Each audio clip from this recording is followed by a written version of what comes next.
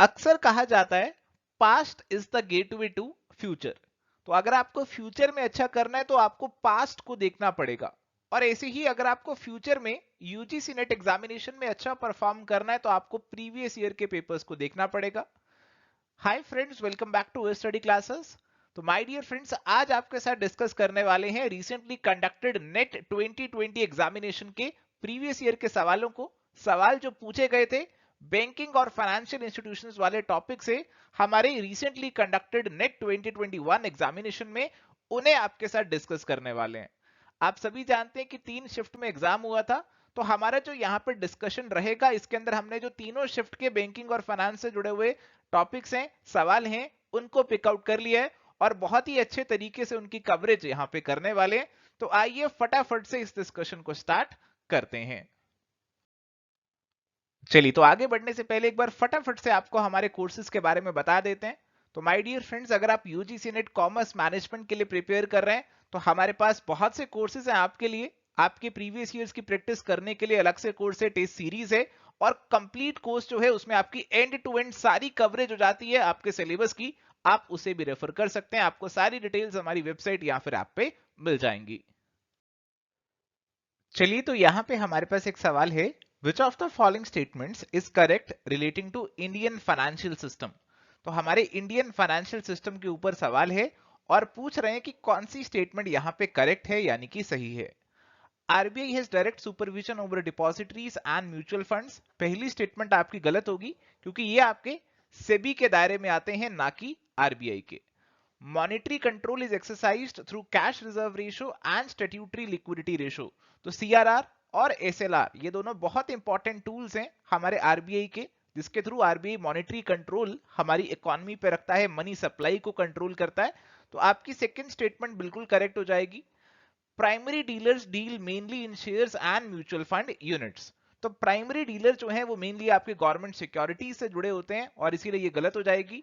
Decrease in statutory liquidity ratio contracts the credit creation. अगर आप statutory liquidity ratio को यहां पे घटाएंगे तो इसके घटाने से आपका जो क्रेडिट क्रिएशन है वो एक्सपैंड होगा, क्योंकि रिजर्व्स कम रखने पड़ेंगे और ज्यादा क्रेडिट बैंक्स हमारे दे पाएंगे। तो यहां पे हमारा जो करेक्ट आंसर है that is going to be option number B. तो गाइस, यहाँ पे एवर स्टडी क्लासेस के कोर्स में भी अगर आपने पढ़ा होता तो आपको ये सवाल बहुत आसान लगता। प्राइमरी डीलर्स भी कवर किया हुआ था और आपके साथ जो मॉनेटरी पॉलिसी के इंस्ट्रूमेंट्स है सभी को डिटेल में डिस्कस भी किया हुआ था। चलिए, तो अगला सवाल हमारे पास है, which of the following statements is not true about the Indian money market. तो इंडियन मनी मार्केट पे कुछ स्टेटमेंट्स दे रखी हैं यहां पे। आइए इन स्टेटमेंट्स को पढ़ते हैं। Non-banking finance companies are financial institutions that constitute the organized component of the money market.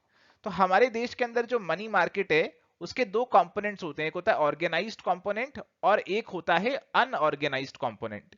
तो अनऑर्गेनाइज्ड कंपोनेंट तो आपके जो लोकल मनी लेंडर्स वगैरह हो गए वो आ जाते हैं इसके अंदर, बट ऑर्गेनाइज्ड में तो आपकी रेगुलेटेड एंटिटीज आ जाएंगी और एनबीएफसी जो हैं वो यहाँ पे रेगुलेटेड होती हैं। तो पहली स्टेटमेंट फिलहाल मुझे सही लग रही है। आगे चलते हैं। Money market mutual funds are allowed to sell units to corporate and individual. तो आपके जो ऐसे म्यूचुअल फंड जो कि मनी मार्केट में पैसा डालते हैं उनको मनी मार्केट म्यूचुअल फंड बोलते हैं और इसमें पैसा कोई भी लगा सकता है। A well developed money market is essential for a modern economy. तो ये स्टेटमेंट तो सीधी सीधी जनरल सी बात है, बिल्कुल सही है। In the Indian money market, the predominant place is enjoyed by government and semi-government securities. अब ये जो स्टेटमेंट है इस पे अगर आप इसे पढ़ेंगे तो आपको ये लगेगा कि हाँ ये बिल्कुल सही है, क्योंकि हमारी जो मनी मार्केट है उसके अंदर ट्रेजरी बिल्स वगैरह ये सब चीजें भी आती हैं और ट्रेजरी बिल्स आप जानते हैं कि गवर्नमेंट सिक्योरिटीज हैं। तो गवर्नमेंट सिक्योरिटीज का एक इंपॉर्टेंट रोल है, एक प्रीडोमिनेंट रोल है इंडियन मनी मार्केट के अंदर। अब इस सवाल में फिर गलती क्या हुई, पूछ रहे हैं नॉट ट्रू। ऑफिशियल आंसर की में जो आंसर दिया है वो दिया है ऑप्शन नंबर 1 का, बट मेरे अकॉर्डिंग मुझे इस सवाल में कुछ एम्बिग्यूटी लग रही है और सारी स्टेटमेंट्स कहीं ना कहीं जस्टिफाई हो रही हैं। आपको क्या लगता है इस सवाल के बारे में, आप मेरे साथ शेयर कर सकते हैं।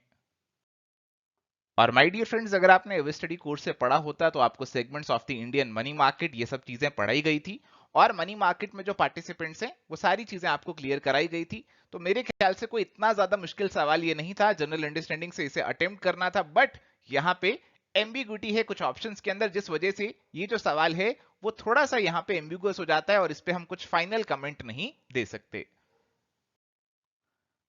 चलिए, तो यहां पे सवाल हमारे पास है, which of the following statements are false regarding electronic purse. तो इलेक्ट्रॉनिक पर्स के ऊपर सवाल है। इलेक्ट्रॉनिक पर्स को ना अलग अलग तरीके से इंटरप्रेट करते हैं। कुछ लोग इसे इंटरप्रेट करते हैं कि ये आपके वो स्मार्ट कार्ड हैं जो आप इस्तेमाल करते हैं शॉपिंग के लिए। जैसे आप कहीं जाते हैं और एक कार्ड आपको मिल जाता है, उसमें वैल्यू आ जाती है और उस वैल्यू का इस्तेमाल आप करते हैं बहुत से ट्रांजेक्शन्स के लिए। तो एक तो स्मार्ट कार्ड वाली बात आ गई। और दूसरा अगर आप सर्च करेंगे तो इलेक्ट्रॉनिक पर्स को मोबाइल वॉलेट, जो आपकी ई वॉलेट है, उनके साथ जोड़ा जाता है। तो अब जो हमारी अंडरस्टैंडिंग है उससे इस सवाल को अटेम्प्ट करते हैं। तो यहां पे बोल रहे हैं retinal pattern verification, visual recognition, no risk of bad payment, method of accepting payments with no cash flow to manage and no risk of theft. तो अगर आप ऐसे इलेक्ट्रॉनिकली पेमेंट कर रहे हैं, देखो सीधी सी बात है, अगर आप ऐसे इलेक्ट्रॉनिक पेमेंट कर रहे हैं तो आज तक कोई ऐसा तरीका तो आया नहीं है कि आपकी रेटिना स्कैन करके फिर वो पेमेंट सक्सेसफुल हो रही है। ऐसा भी कोई तरीका नहीं है कि आपकी पहले विजुअल फेशियल कुछ रिकॉग्निशन हो रही है फिर उससे पेमेंट सक्सेसफुल हो रही है। तो ये दोनों तरीके तो मेरे ख्याल से है ही नहीं। अगर हम इलेक्ट्रॉनिक ऐसे वॉलेट की बात कर रहे हैं तो उसके अंदर हाँ बैड पेमेंट का रिस्क खत्म हो जाता है, आपके इलेक्ट्रॉनिकली सीधा सीधा फंड्स ट्रांसफर हो जाते हैं, कोई चेक वेक का सीन नहीं है, कोई बाउंस भी नहीं हो सकता।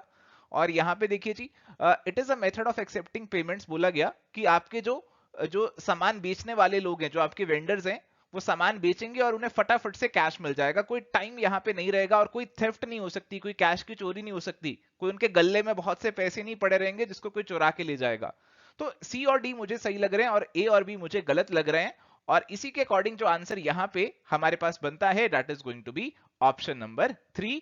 पूछा गया था कौन से फॉल्स हैं और इसीलिए A and B only false होने चाहिए। तो my dear friends, mobile wallet के बारे में आपको कोर्स में पढ़ाया भी गया था, तो मोबाइल वॉलेट के बारे में आपको सारी जानकारी होनी चाहिए थी और आप अक्सर इन्हें खुद भी यूज करते हैं। तो आपको अपनी अंडरस्टैंडिंग से भी इस सवाल को अटेम्प्ट करना था और मेरे ख्याल से आप थोड़ा सा दिमाग लगाते तो इसे हैंडल कर सकते थे। चलिए, तो यहां पे सवाल है, financial crisis takes the form of. तो फाइनेंशियल क्राइसिस आपको किस तरीके से देखने को मिल सकता है, कितने अलग अलग तरीके के फाइनेंशियल क्राइसिस आपको देखने को मिल सकते हैं। अब मेरे according this is a general question. ये जनरल क्वेश्चन है कि फाइनेंशियल क्राइसिस मतलब हमारी जो वर्ल्ड ओवर इकोनॉमीज है उसके अंदर कुछ क्राइसिस आ गया है। तो आप खुद सोचिए कि किस तरीके का क्राइसिस आ सकता है। करेंसी क्राइसिस हो सकता है क्या? करेंसी मतलब कि आपकी जो करेंसीज हैं उनकी वैल्यू को लेकर कोई क्राइसिस आ सकता है। अगर आपने इंटरनेशनल मॉनेटरी सिस्टम वाले टॉपिक को ध्यान से पढ़ा हो तो आपको यह पता लग जाएगा कि हाँ, करेंसीज को लेकर भी बहुत सारे क्राइसिस हुए थे और फिर हमारा धीरे धीरे इंटरनेशनल मॉनेटरी सिस्टम डेवलप हुआ। बैंकिंग क्राइसिस आ सकता है इसके अंदर। तो बैंकिंग क्राइसिस को तो आप सभी समझते हैं, हमारे बहुत से बैंक्स एक समय डूब भी गए थे, हमारा ग्लोबल इकोनॉमिक रिसेशन आ गया था, तो ये सारा बैंक से ही जुड़ा हुआ था। इसके बाद है सिस्टमेटिक फाइनेंशियल क्राइसिस। तो फाइनेंशियल क्राइसिस के साथ ही ये सिस्टमेटिक वर्ड यहां पे लगाकर चिपका दिया। तो अब ये सही है या नहीं, इसको फिलहाल छोड़ देते हैं। इसके बाद है फॉरेन डेट क्राइसिस। तो अगर आप बाहर से बहुत सारे लोन लिए हुए हैं, अगर जैसे इंडिया ने बाहर से बहुत सारे लोन ले लिए या फिर किसी भी कंट्री ने बाहर से बहुत ज्यादा लोन ले लिए, तो फिर उन्हें चुकाना, उन पे इंटरेस्ट चुकाना, it can give rise to a crisis. तो ये भी आपका फाइनेंशियल क्राइसिस से जुड़ा हुआ है। बट ये जो सिस्टमेटिक फाइनेंशियल क्राइसिस है ये थोड़ा सा जबरदस्ती डाला हुआ लग रहा है। हाँ, आपको अगर आप अगर answer A B C D बोलते हैं तो भी मेरे ख्याल से कोई इतना गलत नहीं है कि फाइनेंशियल क्राइसिस कोई आप इस तरीके से बोल रहे हैं। बट हाँ, थोड़ा सा लॉजिकल सोचेंगे तो एग्जामिनर आपसे चाहेगा कि आप इस ऑप्शन को कम से कम हटा दें और अपना जो आंसर है वो लगाएं option number 2 A B D only, और यही आंसर हमारा यहां पे बनेगा। और guys, financial crisis, global financial crisis, currency crisis, ये टर्म्स आपके साथ डिस्कस भी की हुई है कोर्स के अंदर। बस आपको यहाँ पे उन टर्म्स की जो अंडरस्टैंडिंग है उसको थोड़ा सा अप्लाई करना था और आप इस सवाल का आंसर कर लेते। आज के जमाने में जो ज्यादातर सवाल हैं आप देखेंगे ज्यादातर एप्लीकेशन बेस्ड हैं। आपने जो कंसेप्ट समझे हैं, पढ़े हैं, उनको आपको एग्जाम में अप्लाई करना होता है।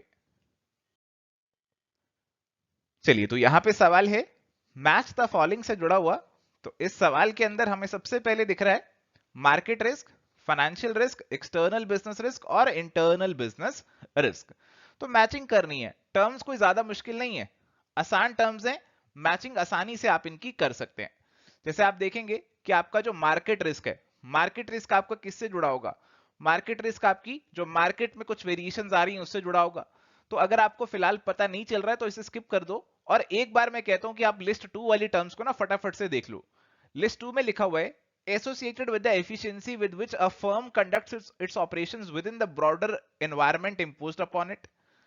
सेकंड में लिखा है arise due to change in operating conditions caused by the conditions thrust upon the firm which are beyond its control. तो 1 और 2 पढ़ते ही आपको पता चल जाएगा कि जो 1 है ना वो कुछ इंटरनल है फर्म के, और सेकंड वाला जो है ना बी वो एक्सटर्नल है फर्म के। तो आप इन्हीं दोनों को मैच कर दो। पहले वाला है आपका इंटरनल, तो डी को 1 से मैच कर दो और अपने सी को 2 से मैच कर दो। इसी से आपके आंसर पे आप पहुंच जाएंगे। इसके बाद हमारे पास बोला गया variation in price due to real social political and economic events, और फिर बोला गया associated with the capital structure of the firm. तो आपका जो फाइनेंशियल रिस्क होगा वो आपके कैपिटल स्ट्रक्चर से जुड़ा होगा, इसे भी आसानी से मैच कर सकते थे। और ए और 3 आपके बच गए, आप उन्हें यहां पे मैच कर सकते थे, और इसीलिए करेक्ट मैचिंग आपके ऑप्शन नंबर 2 की बन जाएगी। और अगेन माय डियर फ्रेंड्स, हमारे जो बैंकिंग सेक्टर से जुड़े रिस्क हैं, बिजनेस एनवायरनमेंट का जो इंटरनल एक्सटर्नल एनवायरनमेंट है, वो सारी चीजें आपके साथ डिस्कस की हुई थी। आपको बस उन्हें यहां पे अप्लाई करना था and you would reach your answer. चलिए तो गाइस यहां पे अब आगे बढ़ते हैं और बात करते हैं विच of the following forms may not result in credit risk. तो क्रेडिट रिस्क यहां पे किन में से नहीं होगा, नॉट वर्ड यहां पे ध्यान से पढ़ना है।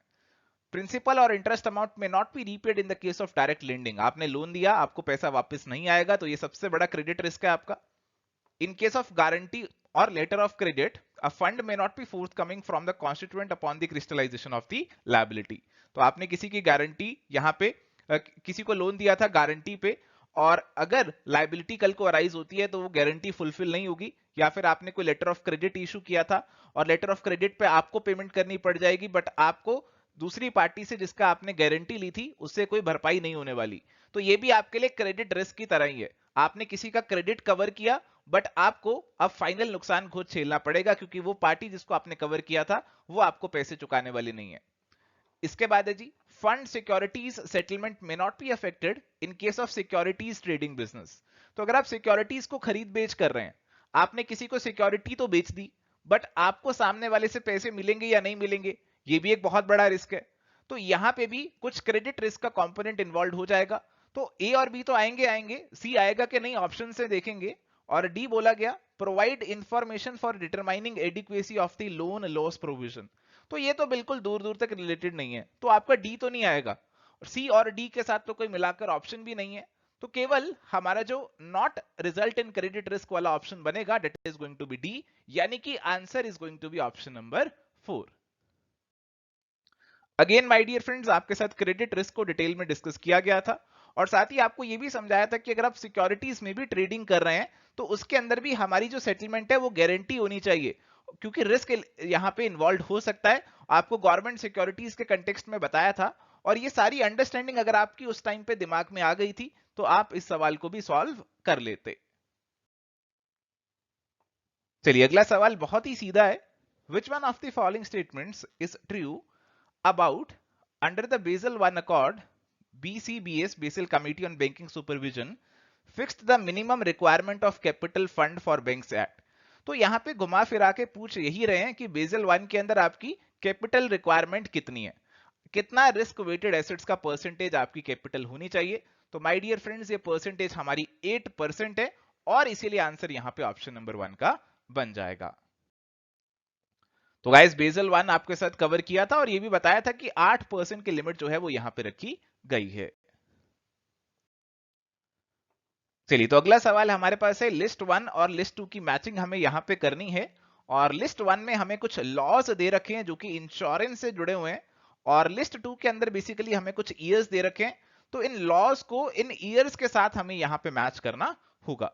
तो आइए देखते हैं क्या मैचिंग यहां पे हमारी बनने वाली है जी। तो सबसे पहले हमारे पास है इंश्योरेंस एक्ट। तो इंश्योरेंस एक्ट आपका आया था 1938 में, तो ये आपका 1-3 से मैच हो जाएगा। इसके बाद है एलआईसी एक्ट, ये आपका आया था 1956 में, तो बी आपका 4 से मैच हो जाएगा। इसके बाद है motor vehicle act, motor vehicle act आपका 1988 के अंदर आया, तो सी 1 से मैच होगा। और मैरीन इंश्योरेंस एक्ट आपका आया यहां पे 1963 में, तो ये आपका सेकंड से मैच होगा, और ये मैचिंग हमें दिख रही है ऑप्शन नंबर 3 में। तो गाइस आपको ये सारे लॉस बताए गए थे, इंश्योरेंस एक्ट, एलआईसी एक्ट और आपके marine insurance act, motor vehicle act. तो ये सारे एक्ट और ईयर्स आपको बताए गए थे, आपको आसानी से मैचिंग करनी थी और ये एक सीधा सीधा डायरेक्ट क्वेश्चन है जिसे आप बहुत आसानी से सॉल्व कर सकते थे। चलिए तो अगला सवाल है, which of the following statements are the defects of Indian money market. तो हमारी जो इंडियन मनी मार्केट है उसमें कौन कौन से डिफेक्ट्स हैं, कौन कौन सी खामियां हमें देखने को मिल जाती हैं। तो बोला गया profitable investment, dichotomy in Indian money market, financing industry, diversity in interest rate. तो देखो यहां पे डिकोटॉमी का मतलब आपको बता देता हूं पहले, इसका मतलब होता है, डिकोटॉमी का मतलब होता है दो राह, दो रास्ते, मतलब कुछ डाइवर्जन है। अगर ये इंग्लिश आपको समझ में आ गई ना तो फिर मेरे ख्याल से इस सवाल में कोई मुश्किल था ही नहीं। प्रॉफिटेबल इन्वेस्टमेंट डिफेक्ट नहीं हो सकता, इसे काट देंगे। डाइवर्जन है इंडियन मनी मार्केट में, इंडियन मनी मार्केट को दो में बांटा जाता है, ऑर्गेनाइज्ड और अनऑर्गेनाइज्ड। दिस बेसिकली इंडिकेट्स कि कैसे डाइवर्जन है हमारी इंडियन मनी मार्केट में, जो कि एक डिफेक्ट बन जाता है। फाइनेंसिंग इंडस्ट्री, तो ये कुछ कुछ मीनिंग खास बन नहीं रहा है। डाइवर्सिटी इन इंटरेस्ट रेट, तो हमारे जो इंडियन मनी मार्केट के अलग अलग कंपोनेंट्स हैं, ऑर्गेनाइज्ड अनऑर्गेनाइज्ड, वहां पे आपको अलग अलग इंटरेस्ट रेट देखने को मिलते हैं, जो कि अगेन डिफेक्ट बन जाता है हमारी इंडियन मनी मार्केट का। तो यहां पे आपको आंसर मार्क करना बहुत आसान हो गया।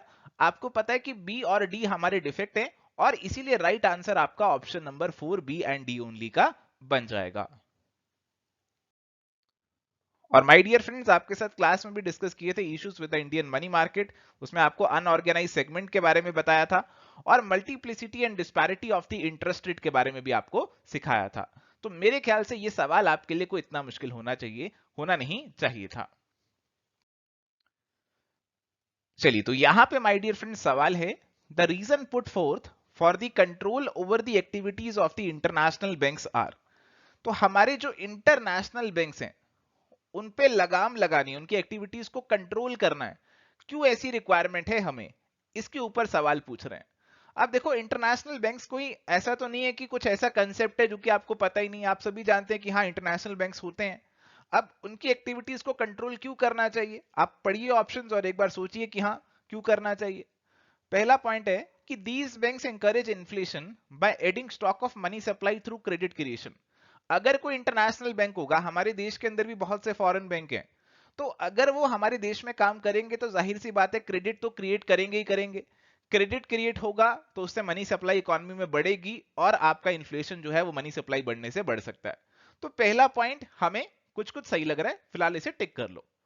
इसके बाद है, these banks sometime are responsible for bank failures that mar the interest of the depositors.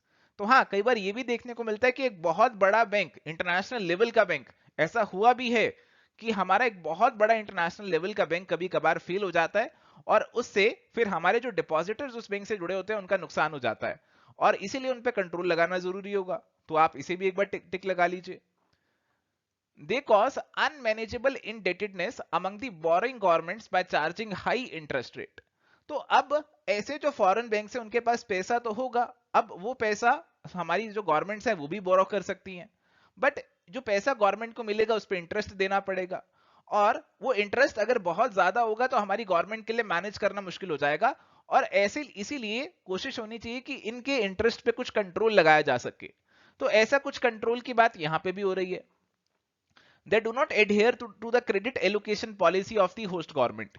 तो इंडिया के अंदर कोई बाहर का बैंक आ रहा है तो जनरली क्या होगा, वो बाहर का बैंक अपने तरीके से काम करना चाहेगा, हमारी पॉलिसीज को एडहेयर नहीं करेगा। तो हमें उस पर कंट्रोल लगाना पड़ेगा कि भैया हमारी ये प्रायोरिटी सेक्टर लेंडिंग की पॉलिसी है, तुम्हें इसको भी कंप्लाई करना होगा। तो ये सारे कंट्रोल हमें लगाने ही पड़ेंगे। तो मुझे तो लग रहा है भाई कि सारे कुछ कारण बन ही रहे हैं कंट्रोल लगाने के, और मेरे हिसाब से आंसर ऑप्शन 4 होना चाहिए और इसीलिए आंसर यहां पे ऑप्शन नंबर 4 ही बनेगा। चलिए तो यहां पे सवाल है कि आपको कुछ स्टेप्स दिए हुए हैं, आपको इन्हें लॉजिकल सीक्वेंस में अरेंज करना है with regard to debt recovery by the financial institutions through debt recovery tribunal, DRT. तो माय डियर फ्रेंड्स, ये जो सवाल है बहुत ही अनएक्सपेक्टेड लाइंस पे पूछा गया है। आप डीआरटी पे सवाल पूछिए बट कम से कम इतना तो ना पूछिए ना कि यहाँ पे क्या स्टेप्स आएंगे, और स्टेप्स भी देखिए कोई नॉर्मल लॉजिकल नहीं लग रहे हैं, बस ऐसे ही स्टेप्स दे दिए। तो पढ़ते हैं इन स्टेप्स को क्या लिखा है। Restrain him from dealing with disposing of the concerned asset property pending at the hearing of the application। ठीक है जी। Direct him to disclose particular of the properties other than those specified by the applicant bank। Show course with in 30 days as to why relief should not be granted to the bank। तो थोड़ा सा अगर मैं आपको बताऊं तो यहाँ पे बैंक का कोई डेट रिकवर नहीं हो रहा और वो बैंक जा रहा है डेट रिकवरी ट्रिब्यूनल के पास, केस लेके जा रहा है कि इससे मैं डेट रिकवर करना चाहता हूं, ये बंदा पैसे नहीं दे रहा है, इससे मैं डेट रिकवर करना चाहता हूं, तो इसकी क्या सीक्वेंस यहाँ पे रहेगी, ऐसा आपसे पूछ रहे हैं। देखो अगर मैं आपको लॉ पे लेकर चलूं, आपको इसका आंसर मैं बता देता हूं। इसका जो आंसर यहाँ पे दिया है वो दिया है ऑप्शन नंबर 4 यानी कि सी, बी और ए। और इसमें मेरे ख्याल से कोई खास लॉजिक है ही नहीं और ये सवाल को इतना ठीक मेरे को फ्रेम किया हुआ लगता भी नहीं है। तो देखो मैं यहां पे आपको दिखा देता हूं, हमारे पास जो कानून है recovery of debts due to banks and financial institutions act 1993, ये जो कानून है इसके अंदर बताया गया है कि आप ट्रिब्यूनल को अप्लाई कर सकते हैं अगर आपका कोई डेट रिकवर नहीं हो रहा है। और उस केस में कहा गया कि आपका जो ट्रिब्यूनल है वो यहां पे ये डायरेक्शंस इशू करेगा। हमें यहाँ पे कुछ ऑर्डर नहीं बता रखा कि इस ऑर्डर में इशू करेगा, बस ये लिखा कि ये डायरेक्शंस इशू करेगा। उन्होंने इन डायरेक्शंस को खामखा ऑर्डर में कन्वर्ट करके आपसे सवाल पूछ डाला। तो ये सवाल तो खामखा आपको घुमाने के लिए था। तो यहाँ पे बोला कि पहले उसको शो को नोटिस देंगे कि बताओ हम बैंक को यहाँ पे रिलीफ क्यों ना दे दें, फिर उसके बाद उसे कहेंगे कि अपनी प्रॉपर्टी की डिटेल लेकर आओ, फिर उसे रिस्ट्रेन करेंगे कि अपनी प्रॉपर्टी को बेचना नहीं है। तो ऐसे पॉइंट यहाँ पे डाले गए हैं और मेरे ख्याल से कोई सीक्वेंस यहाँ पे लॉजिकल तो नहीं बनती, बट लॉ के अंदर 1 2 3 करके लिखा हुआ है और इसीलिए आपसे एग्जामिनर ने कुछ ऐसा सवाल बनाकर पूछ लिया। चलिए तो यहां पे हमारे पास सवाल है, which one of the following statements is true about the risk considered for capital requirement under Basel 2। तो बेसल 2 आपके जो नॉर्म्स हैं, जो आपके बेसल 2 नॉर्म्स हैं, उनके अंदर कौन कौन से रिस्क हमारे कंसीडर किए जाते हैं। तो माय डियर फ्रेंड्स, हमारे पास बेसल नॉर्म्स के अंदर, अगर आपने बेसल नॉर्म्स के बारे में पढ़ा है तो यू वुड नो कि हमारे मेनली 3 रिस्क को कंसीडर किया जाता है, क्रेडिट रिस्क, मार्केट रिस्क और ऑपरेशनल रिस्क। और इसीलिए हमारा जो आंसर होगा that is going to be option number 2। और यहां पे माय डियर फ्रेंड्स, हमारे जो कोर्स है उसके अंदर नोट्स में भी आपको बताया था और यहां पे रिस्क वेटेड एसेट्स जब आपको पढ़ाया था बेसल नॉर्म्स के रिगार्डिंग ही, तो वहां पे भी आपको बताया था कि रिस्क वेटेड एसेट्स निकालते हैं, कैपिटल एडिक्वेसी निकालते हैं, तो यहां पे क्रेडिट रिस्क, मार्केट रिस्क और ऑपरेशनल रिस्क को कंसीडर करके चलते हैं। चलिए तो यहां पे सवाल हमारे पास है, which of the following is not the service provided under the NBFC. तो एनबीएफसी कौन सी सर्विस प्रोवाइड नहीं करते हैं। तो बहुत ही सीधा, बहुत ही आसान सवाल है। एनबीएफसी लीजिंग की सर्विस भी देते हैं, एसेट मैनेजमेंट की भी देते हैं और यहाँ पे म्यूचुअल बेनिफिट फाइनेंस सर्विसेज भी कुछ दे सकते हैं, पर इंप्लीमेंटिंग मॉडर्नाइजेशन तो बिल्कुल नहीं हो सकता। मॉडर्नाइजेशन इंप्लीमेंट करना ये कोई ऐसे तो है नहीं, कोई फैशन आइकन है जो मॉडर्नाइजेशन ले आएगा। तो इसीलिए यहां पे हमारा जो आंसर है that is going to be option number 2, is not a service provided by NBFC. और एनबीएफसी के बारे में, एनबीएफसी की सर्विसेज के बारे में और इनकी कैटेगरीज के बारे में आपको क्लास में भी कवर अप करवाया गया था, तो कोई मुश्किल क्वेश्चन ये वैसे भी नहीं था। चलिए गाइस, तो moving on to the next question, which one of the following is not the characteristic of the mutual fund.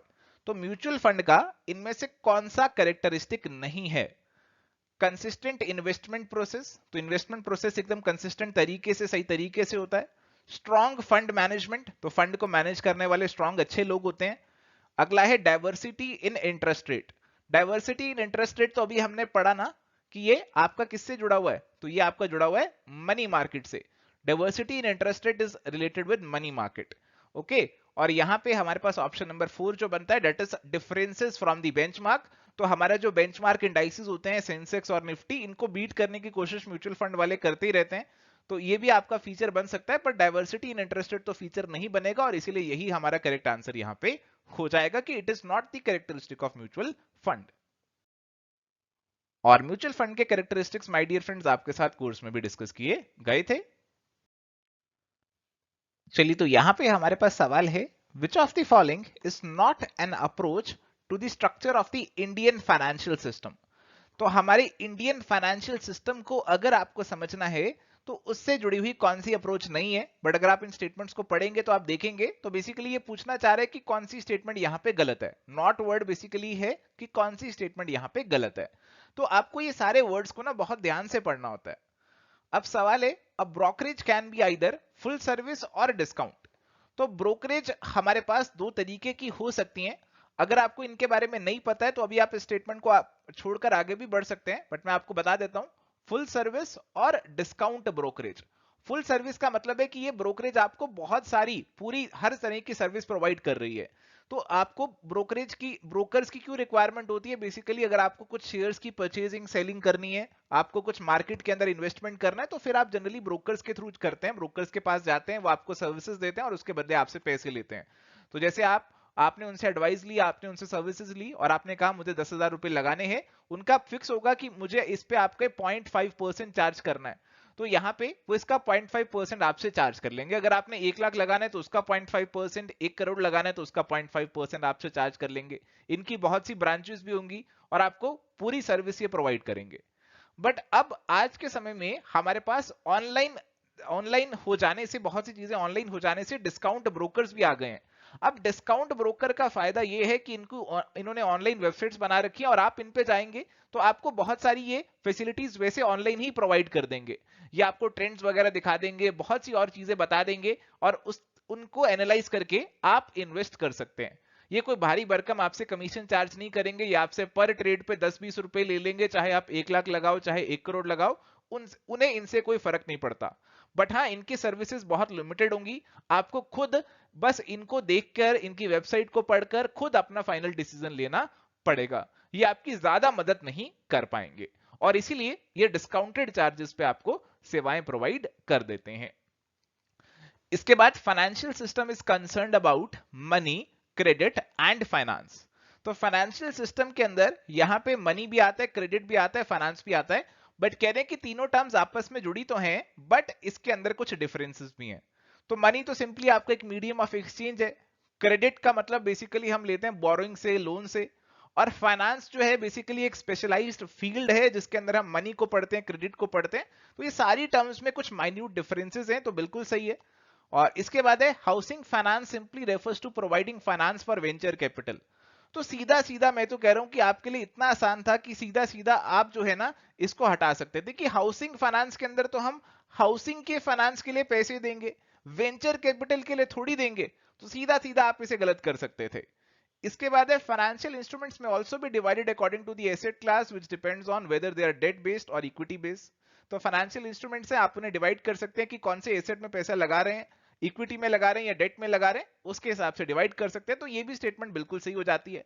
तो सी तो आपको पता लग जाना चाहिए था कि सी आपकी सीधी सीधी गलत है। और ऑप्शन नंबर 3 जो है वो हमें यहां पे पता लग जाता कि सी ओनली आंसर होना चाहिए। बट हाँ, अगर आपको ए नहीं पता था तो फिर आप 3 और 4 में कंफ्यूज यहां पे हो सकते थे। बट अगर आपको मालूम था तो फिर आप आसानी से आंसर को ऑप्शन नंबर 3 लगा सकते थे।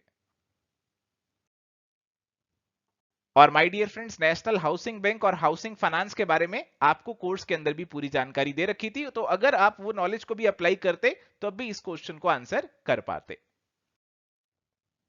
चलिए अगला सवाल एक बहुत ही सीधा, बहुत ही आसान सवाल है। Capital market plays an important role in mobilizing resources and diverting them in productive channel। तो कैपिटल मार्केट बेसिकली आपकी क्या है? उसके अंदर आपकी क्या आती है? आपकी प्राइमरी और सेकेंडरी मार्केट आती है, आपकी स्टॉक एक्सचेंज वगैरह आ जाती है। तो कैपिटल मार्केट का सहारा लेके जिनके पास पैसा सरप्लस है, जो हमारे इन्वेस्टर्स हैं, वो पैसा करते हैं इन्वेस्ट, और जिनको रिक्वायरमेंट है पैसों की उन तक पहुंचाते हैं, ऐसी कंपनीज तक पहुंचाते हैं पैसा। तो हमारा पैसा प्रोडक्टिव तरीके से लगाया जा सकता है कैपिटल मार्केट के माध्यम से। स्टेटमेंट 2 है capital market is a market where buyers and sellers engage in trade of financial securities like bond, stock etcetera. ये तो सीधी सीधी सही है और इसीलिए आंसर हमारा यहां पे ऑप्शन नंबर 1 का बन जाएगा। अगेन कैपिटल मार्केट और इससे जुड़ी सारी बातें आपके साथ कोर्स में डिस्कस करी हुई थी। बहुत ही आसान सवाल था और आसानी से आंसर आप कर सकते थे।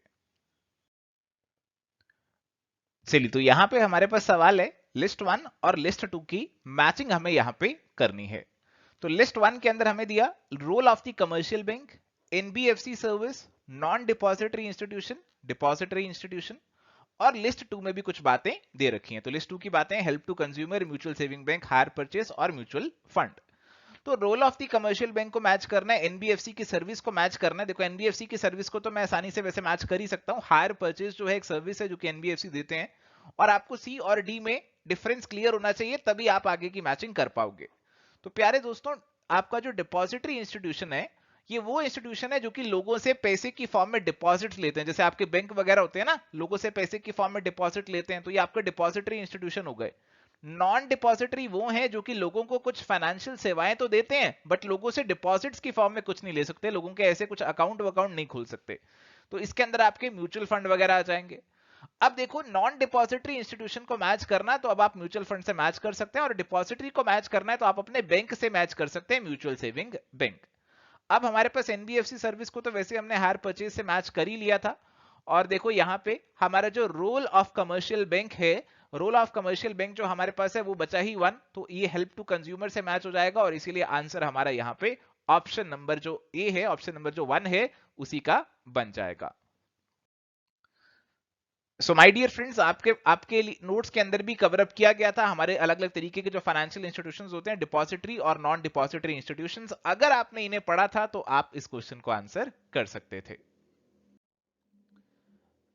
चलिए, तो नेक्स्ट क्वेश्चन हमारे पास है, which of the following are the limitations in the creation of the credit of commercial banks.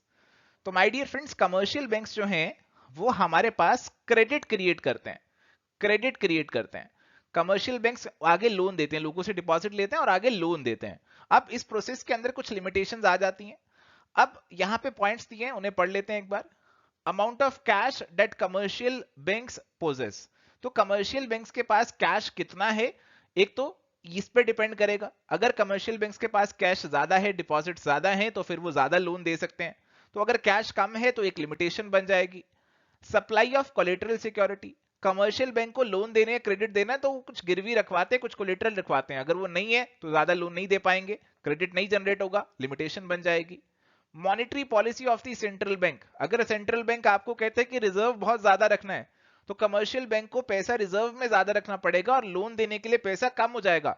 तो इसीलिए यहां पे ये भी एक लिमिटेशन बन जाएगी क्रेडिट क्रिएशन की। हमसे पूछ रहे थे लिमिटेशंस, और लिमिटेशंस में मैंने आपको यहाँ पे ए बी और सी ही लिमिटेशंस में बता दी। बट अगर आप ऑप्शंस देखेंगे तो ऑप्शंस में ऐसा कुछ नहीं है। हालांकि इसका कुछ ऑफिशियल आंसर तो दिया था, बट आई वुड रिकमेंड कि आप इसको ज्यादा गौर ना करें। मेरे ख्याल से इस क्वेश्चन के अंदर एम्बिग्यूटी है, और ये क्वेश्चन आपको यहाँ पे कंसेप्ट समझ लेना चाहिए, बट इतना ज्यादा ऑप्शंस को लेकर you should not gate confused with it. चलिए, तो यहां पे सवाल है, arrange the following steps in a logical sequence of the claim settlement procedure in the insurance. तो हमारे इंश्योरेंस के अंदर जो क्लेम सेटलमेंट प्रोसीजर रहता है उन स्टेप्स को आपको सही ऑर्डर में अरेंज करना है। तो प्यारे दोस्तों, सबसे पहले क्या होगा, सबसे पहले आप आपका जो लॉस है उसका नोटिस देंगे इंश्योरेंस कंपनी को, और फिर आप उसका क्लेम फॉर्म भरेंगे। फिर इंश्योरेंस कंपनी उसकी स्क्रूटिनी इन्वेस्टिगेशन करेगा और फिर फाइनली सेटलमेंट होगी। अगर नहीं हो रही तो फिर वो आगे जा सकता है, आर्बिट्रेशन में जा सकता है। तो मोटा मोटा आपको ध्यान में होना चाहिए कि पहले हमारी कुछ ये दोनों चीजें आनी चाहिए, फिर हमारी ये दोनों चीजें आनी चाहिए, और लास्ट में सेटलमेंट वाला पॉइंट आना चाहिए। तो अगर आप इस तरीके से कुछ दिमाग लगाएंगे तो ये आंसर आपका फटाफट से निकल जाएगा। तो देखो, सबसे पहले आप देखो सी और डी में से कहां पे कुछ आपको देखने को मिल रहा है। तो ऑप्शन नंबर 4 में हमें ऐसा देखने को मिल रहा है, सी और डी हमें कुछ पहले दिख रहे हैं, फिर ए और बी दिख रहे हैं इसके अंदर, और फिर ई हमें देखने को मिल रहा है। तो यही हमारा करेक्ट आंसर यहां पे बन जाएगा। तो माय डियर फ्रेंड्स, अगर मैं इस क्वेश्चन के ऊपर अपने कमेंट्स दूं तो I would say this is an unexpected question insurance process पे। हाँ, आप अपनी जनरल अंडरस्टैंडिंग से इस क्वेश्चन को आंसर कर सकते हैं। अगर आपने इंश्योरेंस प्रोसेस में कभी भी पार्टिसिपेट किया है, आपने इंश्योरेंस कंपनी से कभी भी डील किया कोई क्लेम लेने में, तो आप इसे आंसर कर सकते थे। बट हाँ, नॉर्मली आपके लिए थोड़ा सा आंसर करना इसे मुश्किल था।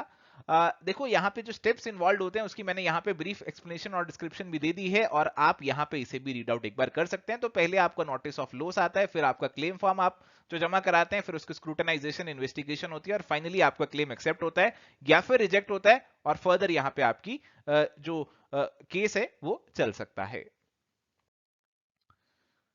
चलिए, तो अगला सवाल हमारे पास है, which of the following is incorrect about ways the RBI can affect the structure of interest rate। तो आरबीआई हमारा जो इंटरेस्ट रेट का स्ट्रक्चर है उसे इफेक्ट कर सकते हैं, किस तरीके से, by changing the treasury bill rate. तो ट्रेजरी बिल कौन इशू करता है, आरबीआई इशू करता है। अगर उनका इंटरेस्ट चेंज करेगा तो हमारी इकोनॉमी के इंटरेस्ट रेट पे फर्क पड़ेगा क्या, बिल्कुल पड़ेगा। ट्रेजरी बिल एक बहुत इंपॉर्टेंट कंपोनेंट है हमारे कैपिटल हमारे मनी मार्केट का, तो बिल्कुल यहाँ पे इससे इफेक्ट पड़ेगा। Blending of leading and trading activity, ये तो खुद सेंस बन ही नहीं रही है, इसको तो स्किप ही करना चाहिए। By changing the bank rate, तो बिल्कुल बैंक रेट को चेंज करके आरबीआई इफेक्ट कर सकता है हमारे इंटरेस्ट रेट का स्ट्रक्चर। इसके बाद है fixing the maximum interest on time deposit with the bank. तो अगर बैंक को आरबीआई कह दे कि भाई तुम इतना ही इंटरेस्ट दे सकते हो एफडीआई पे, तो फिर इकोनॉमी के इंटरेस्ट अफेक्ट हो जाएंगे, तो ये भी इफेक्ट करेगा। Ineffective tapping and mobilisation of the saving. तो आरबीआई इनइफेक्टिव टेपिंग क्यों करेगा, और मोबिलाइजेशन ऑफ सेविंग्स तो आरबीआई डायरेक्टली तो करता भी नहीं है। तो ये कुछ पॉइंट लग नहीं रहा है, कुछ जम नहीं रहा है मेरे हिसाब से तो। और मेरे हिसाब से यहाँ पे इनकरेक्ट पूछा हुआ था, और इनकरेक्ट के अंदर अगर आप सोचेंगे, अगर आपको किसी में डाउट भी है तब भी आसानी से मैच हो जाएगा कि इनकरेक्ट हमारे पास जो बनेगा that is going to be B and E. ये ब्लेंडिंग वाला आना चाहिए और आपके पास ये इनइफेक्टिव टैपिंग वाला आना चाहिए। तो बी तो वैसे भी एक में ही आ रहा है, अगर आपने बी यहाँ पे पहचान लिया होता कि ये तो कुछ तुक बन नहीं रही है, तो फिर आप आसानी से इसको आंसर में मार्क कर सकते थे। और माय डियर फ्रेंड्स, आपके ट्रेजरी बिल्स, आपके मनी मार्केट, आपके आरबीआई कैसे इन्हें इन्फ्लुएंस करता है, कैसे इनके थ्रू लिक्विडिटी रेगुलेट करता है, बैंक रेट क्या होता है, तो ये सारी चीजें ऑलरेडी आपके साथ कोर्स में भी डिस्कस की हुई थी। तो आप मेरे ख्याल से इस क्वेश्चन को तो आंसर कर सकते थे। नेक्स्ट क्वेश्चन हमारे पास बहुत ही आसान है। Which one of the following statement is false regarding the transactions of internet banking. तो इंटरनेट बैंकिंग से आप क्या नहीं कर सकते? बैलेंस इंक्वायरी कर सकते हैं, हाँ कर सकते हैं। अकाउंट स्टेटमेंट निकाल सकते हैं, निकाल सकते हैं। किसी को पैसे ट्रांसफर कर सकते हैं, बिल्कुल कर सकते हैं। क्या कैश विड्रॉ कर सकते हैं? क्या इंटरनेट से कैश निकाल सकते हैं? नहीं, इंटरनेट से कैश कैसे निकाल सकते हैं? आपको कैश निकालने के लिए तो बैंक या एटीएम ही जाना पड़ेगा ना। तो यहाँ पे फॉल्स वाली हमारे पास जो है वो ऑप्शन नंबर 4 ही हो जाएगी, और यही आंसर यहां पे बनेगा। और गाइस, इंटरनेट बैंकिंग और सर्विसेज जो आपको यहां से मिलती हैं डिजिटल बैंकिंग से, वो सारी आपको कोर्स में भी कवर अप करवाई गई थी। चलिए अगला सवाल है, which of the following is not the feature of Indian capital market. हमारी इंडियन कैपिटल मार्केट का इनमें से कौन सा फीचर नहीं है? पहला है को promote state level venture fund. तो ये कुछ अलग सा लग रहा है, फिलहाल इसे छोड़ते हैं। गवर्नमेंट रूल्स और रेगुलेशंस तो हमारी कैपिटल मार्केट में होते हैं, हमारा सेबी है, हमारी जो डिफरेंट लॉज बने हुए हैं वो है यहाँ पर। Link between सेवर्स and investment opportunity. तो हमारे कुछ पैसे को सेव करने वाले हैं, कुछ अपॉर्चुनिटीज हैं हमारे पास, तो उनको लिंक करती है कैपिटल मार्केट, बिल्कुल ठीक है। कुछ इंटरमीडियरीज इसके अंदर इन्वॉल्व रहते हैं, आपके ब्रोकर्स, मर्चेंट बैंकर, ये सब लोग भी इन्वॉल्व रहते हैं। तो बी सी और डी तो रहते ही हैं। तो वन ही आपका बचा कि स्टेट लेवल के वेंचर फंड को प्रमोट करते हैं, तो बहुत ही कुछ अलग सा डाल दिया इन्होंने, and that is going to be the answer for this question. And guys, capital market और सेकेंडरी मार्केट से जुड़ी हुई सारी बातें आपके साथ कोर्स में भी डिस्कस की हुई थी। चलिए, तो यहां पे सवाल है हमारे पास बैंकिंग टेक्नोलॉजी से जुड़ा हुआ कुछ, और आपसे पूछ रहे हैं स्टार टोपोलॉजी में क्या इन्वॉल्व रहता है। तो ये सवाल बेसिकली आपका यूजीसी नेट पेपर 1 से ज्यादा जुड़ा हुआ है, आईटी से ज्यादा जुड़ा हुआ है, वहां पे ये टॉपिक आपने कवर भी किया होगा। और स्टार टोपोलॉजी की अगर मैं बात करूं, तो स्टार टोपोलॉजी के अंदर आपकी हर एक नोड जो है वो एक सेंट्रल नोड से कनेक्टेड रहती है, और इसीलिए आंसर यहां पे जो है ऑप्शन नंबर 3 का बन जाएगा।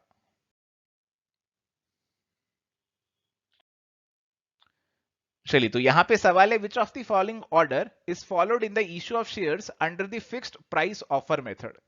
तो माय डियर फ्रेंड्स, आपको शेयर इशू करने हैं, दो तरीके हमारे पास होते हैं, एक होता है बुक बिल्डिंग का और एक होता है फिक्स्ड प्राइस पे इशू कर लो। बुक बिल्डिंग में तो प्राइस पहले जानना पड़ता है, तो बहुत लंबा प्रोसेस होता है।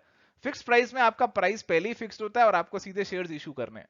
तो फिक्स्ड प्राइस इशू तो बहुत आसान है, अगर आपने बुक बिल्डिंग समझा हुआ है तो फिक्स्ड प्राइस तो बहुत बहुत आसान मेथड है। तो देखो, सबसे पहले आप क्या करोगे? सबसे पहले आपको क्या करना पड़ेगा? सबसे पहले तो जाहिर सी बात है, आपको इशू लाने की तैयारी करनी पड़ेगी। तो तैयारी करने के लिए आपको किनका सहारा लेना पड़ेगा? आपको मर्चेंट बैंकर का सहारा लेना पड़ेगा, वो आपकी मदद करेंगे प्रोस्पेक्टस इशू करने में। उसके हिसाब से आप लोगों से शेयर एप्लीकेशन मंगवाएंगे, लोग अप्लाई करेंगे, आप उनको अलॉट करेंगे और उनको फाइनली जो सर्टिफिकेट है उनके वो अलॉट कर देंगे। तो कुछ ऐसा तरीका है, आइए देखते हैं कि ये तरीका यहां किस तरीके से लगेगा। तो देखो, यहां पे अगर आप थोड़ा सा दिमाग लगाएं, थोड़ा सा दिमाग लगा के सोचें, तो आप देखिए जी कि आपका लास्ट में क्या आना चाहिए और शुरू में क्या आना चाहिए। शुरू में आपकी चीजें आनी चाहिए कि प्रोस्पेक्टस को इशू करना है या फिर मर्चेंट बैंकर को अपॉइंट करना है, ये दो चीजें शुरू से जुड़ी हुई हैं। इसके बाद है कि आपको एप्लीकेशन जो है वो रिसीव्ड होंगी, कंपनी एप्लीकेशन को रिसीव करेगी। फिर उसके बाद क्या होगा? उसके बाद आप लोगों को शेयर अलॉट करेंगे और उसके बाद उन्हें फाइनल शेयर सर्टिफिकेट इशू कर देंगे। तो बीईडी ये तो आपके लास्ट में आने हैं, बी और ई और डी ये तो आपके लास्ट में आने हैं, और सबसे पहले आपका सी ए, या फिर थोड़ा सा डाउट है तो ए सी में से आपको चूज करना है। तो आप देखते हैं कि कौन सा ऑप्शन हमारे यहां पे पूरा कर रहा है। तो बी, ई और डी लास्ट में केवल यहीं पे है और कहीं है ही नहीं, और इसीलिए करेक्ट आंसर भी आपका ऑप्शन नंबर 2 का ही बन जाएगा। तो फ्रेंड्स ये था हमारा डिस्कशन प्रीवियस ईयर के सवालों पे, नेट 2021 के सवालों पे। अगर आपको इस सेशन का पीडीएफ चाहिए तो आपको वो मिल जाएगा हमारे UGC net commerce previous year paper वाला जो सॉल्व्ड कोर्स है, उसके अंदर आपको इसका पीडीएफ मिल जाएगा। ये कोर्स आप हमारी वेबसाइट से परचेज कर सकते हैं या फिर आप हमारी ऐप से भी परचेज कर सकते हैं। तो थैंक यू फ्रेंड्स, ये था आज का हमारा डिस्कशन। अगर आपको आज का सेशन पसंद आया तो प्लीज वीडियो को लाइक करें, चैनल पे नए हैं तो डू सब्सक्राइब इट, और रेगुलर अपडेट्स के लिए हमें टेलीग्राम पे भी आप फॉलो करें। आपकी कोई क्वेरी है कोर्स से जुड़ी हुई या फिर आप कुछ हमसे डिस्कस करना चाहते हैं तो आप हमें मेल कर सकते हैं या फिर आप हमें व्हाट्सएप या कॉल कर सकते हैं, नंबर आपकी स्क्रीन पे दिया है। So this is it for today, thank you, bye, take care, all the best and keep watching Ever study classes.